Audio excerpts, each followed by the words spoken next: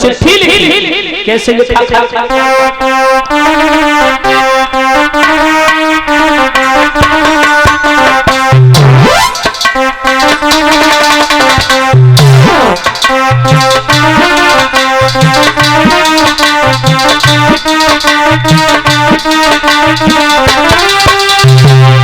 लिख रहा है,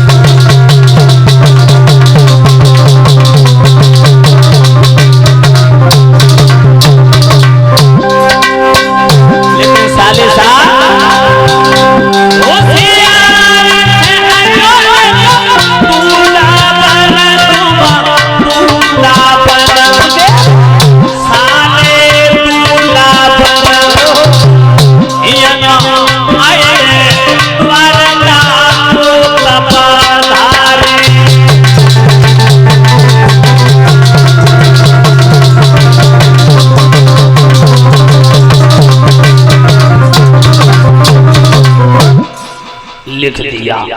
साले साहब आना तो आना लड़ाकू जवानों को लेके, क्योंकि यहाँ पर द्वारकाधीश कन्हैया के आने की संभावना है। तो अगर कृष्ण आएगा तो विवाद होगा, और विवाद होगा तो फौजों की आवश्यकता पड़ेगी। चिट्ठी लिख दी परीक्षित जी, खतनाई ब्राह्मण को बुला के दे दिया, असरपियों गिन्नियों का ढेर लगा दिया। नाई ब्राह्मण चल के पहुंचे हैं कुन्नरपुर से चंदेरी, शिषपाल की कचहरी लगी थी। जो शिषपाल ने देखा, कहा ये कहां से आए? बोले महाराज कुन्नरपुर से आए।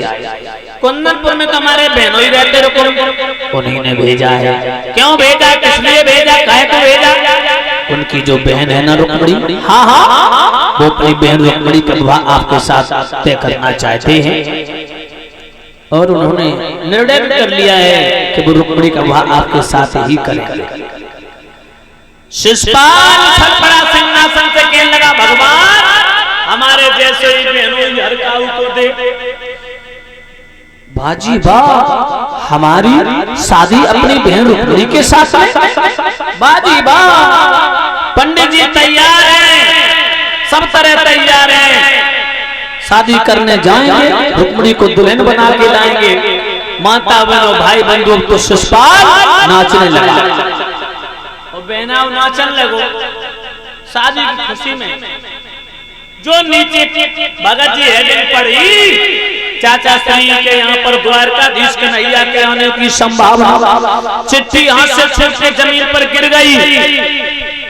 मंत्री के लगा, महाराज क्या कहना चाहते हो? हाथ से चिट्ठी क्यों गिर गई? बोले गड़बड़ हो गया। क्यों? बोले द्वारकाधीश कन्हैया आएगा।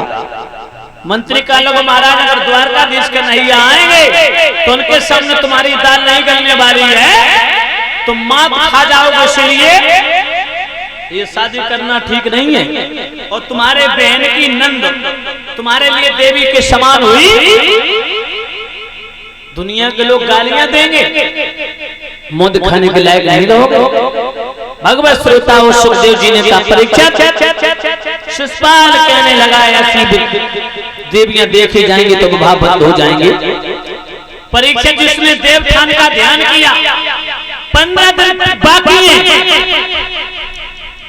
और एक बात और बता दूं आप लोगों को, कुछ अबूझ मुहूर्तें होती हैं, अबूझ मुहूर्तें, ध्यान रखना बुजुर्गों मेरे, मेरी माताओं तुम भी ध्यान रखो। जिस किसी बहन और भाई की शादी ना बनती हो, कोई ना कोई उसमें अड़चन पैदा हो रही हो, पंडित जी नहीं कह देते अब 2 साल में शादी ना होते, अब आगे ले गई हो अगली सीजन। तो ये पंचांग में ज्योतिष शास्त्र के अनुसार कुछ अबूझ मुहूर्तें होती हैं महाराज जी। अबूझ मुहूर्तें कौन कौन सी? जिसमें शादी करना कोई, ध्यान रखना, दोष नहीं माना जाता है।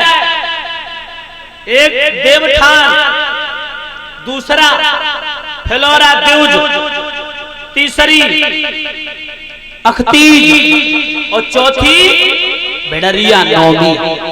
ये अबूझ मुहूर्तें होती हैं, इसमें विवाह करना कोई दोष नहीं माना जाता है। देवठान का ध्यान किया, बोले 15 दिन बाकी हैं। शिशुपाल के लगा 15 दिन पहले से कुंदनपुर को घेर लेंगे, और जाकर के आंगन में पहुंचा, कहने लगा भाभी भाभी भाभी हमें दूल्हा बनाओ। भाभी कहने लगी न टीका न लगन न चिट्ठी न पाती, दूल्हा बन के कहां जाओगे? बोले भाभी तेरे आंगन में ऐसी देवरानी लाऊंगा जो दूर अंधेरे में बैठा कर दूर से चमकेगी। भाभी कहने लगी सोका लगला सूरज प्लेट फिट होगी। बोले हाँ भाभी, मैंने तो देखी हमारी बहन की नंद है, इतनी सुंदर है। भाभी कहने लगी नाश मिटे तेरे सत्यानाश है जावे, तू अपनी बहन की नंद के साथ शादी करे, वो तेरे लिए देवी के समान। शिशुपाल कहने लगा भाभी ऐसी देवियां देखी जाए तो विवाह बंद हो जाए। और माता बहनों तत्काल दूल्हा बनने लगा। 4-10 लड़कियां मोहल्ला से पकड़ लाई भाभी। और एक बात बताऊं देवियों, जब दूल्हा बनाते ना, जब कोई लड़का शादी करवे जात दूल्हा बनाओ जाते, तो ढोल नगाड़े बजते हैं, ढोलक बजती है, माताएं बहनें गीत गाती हैं, गालियां गाती हैं, है ना। तो शिशुपाल को जब दूल्हा बनाया तो बहुत बुरे बुरे अशगुन हुए। अशगुन कैसे अशगुन हुए माताओं?